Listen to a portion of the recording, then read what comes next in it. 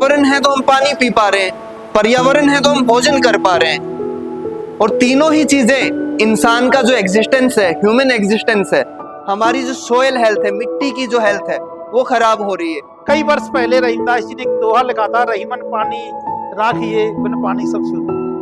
बहुत साल पहले उन्होंने एक कल्पना की थी कि पानी कम हो सकता है, खत्म हो सकता है, और आज हम उस चीज को देख रहे हैं। हमारे आसपास की नदियां देखो आप, नदियां नहाने लायक पानी, पीने लायक पानी नहीं है उनका।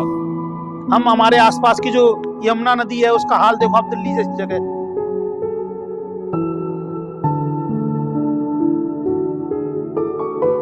आके तो रखे उसे। कभी भी देखना, आप कुछ भी ढूंढना, ऐसा कोई चीज नहीं है जो हम बना पा रहे हो, कुछ भी नहीं बना सकते हम, कुछ भी।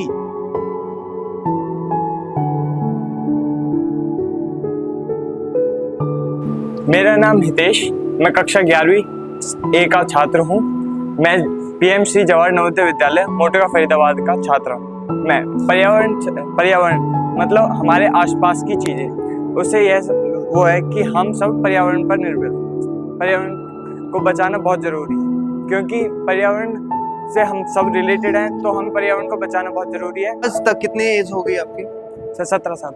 17 साल की उम्र में अब तक आपने पर्यावरण बचाने के लिए क्या किया है, वो आप बताइए इनको।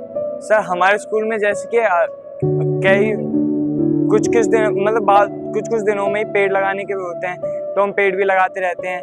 हमारे यहाँ पे सोलर पैनल भी लगे हुए हैं, कई सोलर पैनल लाइट्स लगी हुई नीचे ग्राउंड में, तो वो भी हमारे स्कूल के उसमें है। उसका ज्यादा से ज्यादा हम, क्योंकि कार्बन एमिशन बढ़ता जा रहा है, गाड़ियों की संख्या बढ़ती जा रही है, फैक्ट्रीज की संख्या बढ़ती जा रही है, इवन इंसानों की संख्या बढ़ती जा रही है, ऑक्सीजन कम हो रही है। क्यों हो रही है ऑक्सीजन कम? उसके अलावा ऐसी 5 कौन कौन सी चीजें हैं जिनसे कार्बन एमिशन होता है? प्रकृति नहीं होती तो शायद हम भी नहीं होते, वो कल्पना नहीं करी जा सकती।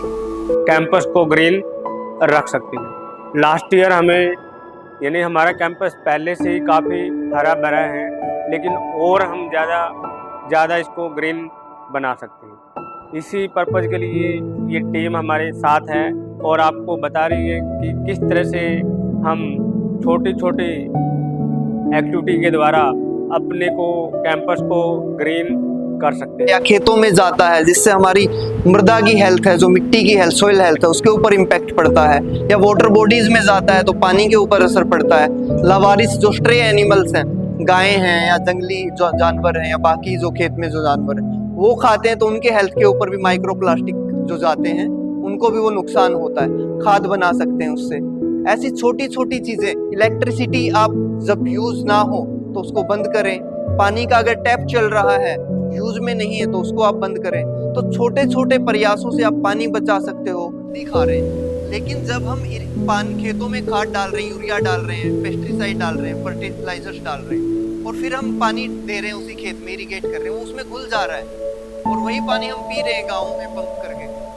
तो हमें ये भी नहीं लग रहा कि हम कुछ गलत कर रहे हैं, लेकिन हम इनडायरेक्टली वो पॉइजन पी रहे हैं। वो वाटर कंटेमिनेशन भी हमें रोकना है।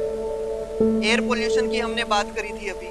एयर पोल्यूशन हम लोग कैसे रोक सकते हैं पर्सनली? आप में से, नवोदय में से कल को कोई आईएएस होगा, कल को कोई मनीष सर की तरह राइटर होगा, मेंटर होगा, एजुकेटर होगा, तो आप लोग भी एक रिस्पॉन्सिबल सिटीजन बनेंगे, जैसे मनीष सर हैं, ऐसे जैसे सर हैं। तो नवोदय अपने आप में ही एक डिसिप्लिन का दूसरा नाम है, अनुशासन का। और उस अनुशासन में ढलकर जब आप एक रिस्पॉन्सिबल व्यक्ति बनेंगे, जिम्मेदार व्यक्ति बनेंगे, तो आप देश के निर्माण में अपना योगदान देंगे। और जिम्मेदार व्यक्ति वो होता है जो जिम्मेदारी सिर्फ अपनी ना ले, प्रकृति की भी ले। क्योंकि प्रकृति हमें सब कुछ दे रही है फ्री में। प्रकृति हमें हवा दे रही है जिससे हम जी रहे हैं, सांस ले रहे हैं। प्रकृति हमें पानी दे रही है, प्रकृति हमें खाना दे रही है।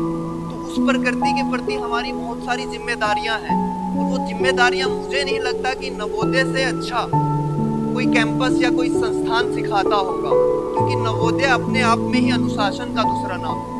तो मैं फिर से धन्यवाद सिर्फ सर का ही नहीं, आप लोगों का भी देना चाहता हूँ कि आप लोगों ने ध्यान से सुना ही नहीं, पार्टिसिपेट किया। आप लोगों ने अपनी बातें रखी कि आप